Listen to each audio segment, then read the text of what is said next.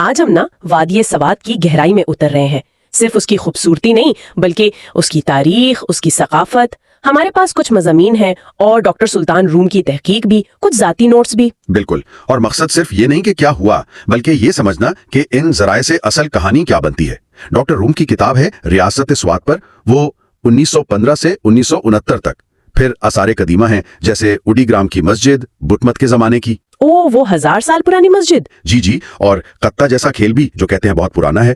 القابات پر بھی بات کریں گے، بادشاہ کیوں نہیں، والی کیوں، اور آج کل جو خدشات ہیں وراثت کے حوالے سے۔ صحیح، تو شروع کرتے ہیں قدیم سوات سے۔ نام تھا ادیانہ، یعنی باغ۔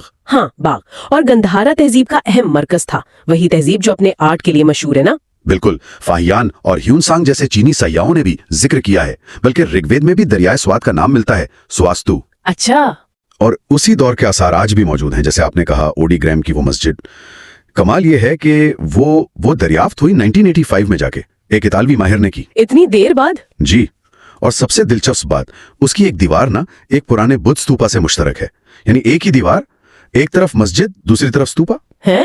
یہ کیسے ممکن ہوا؟ بس تاریخ ایسی جڑتی ہے۔ وہاں ایک کتبہ ملا ہے جس سے اندازہ ہوتا ہے کہ 440 ہجری یعنی کوئی 1048-49 عیسوی میں محمود غزنوی کے ایک امیر نے بنوائی تھی۔ تو یہ تو شمالی پاکستان کی شاید سب سے پرانی مساجد میں سے ہوئی۔ یقیناً۔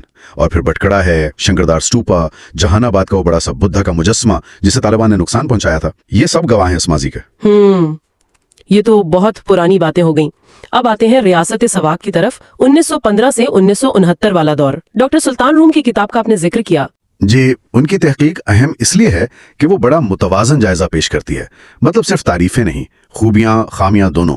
ریاستی ریکارڈز دیکھے، انٹرویوز کیے، حامیوں کے بھی مخالفین کے بھی۔ اور اسی دور میں وہ القابات والا معاملہ بھی تھا، بادشاہ اور والی۔ ہاں، یہ بڑی دلچسپ سیاسی کہانی ہے۔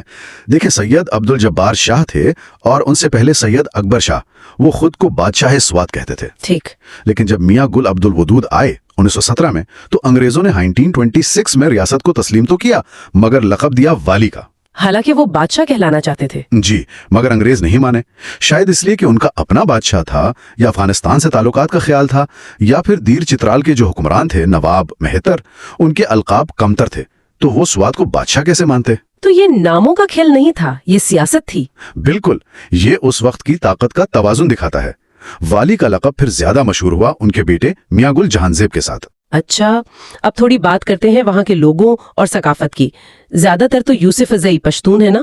ہاں، اکثریت انہی کی ہے، لیکن کوہستانی لوگ بھی ہیں، اور زبان پشتو تو ہے ہی، مگر کوہستانی، گاوری جیسی پرانی داڑھی زبانیں بھی بولی جاتی ہیں۔ یہ پشتو سے الگ ہے؟ جی، بالکل مختلف۔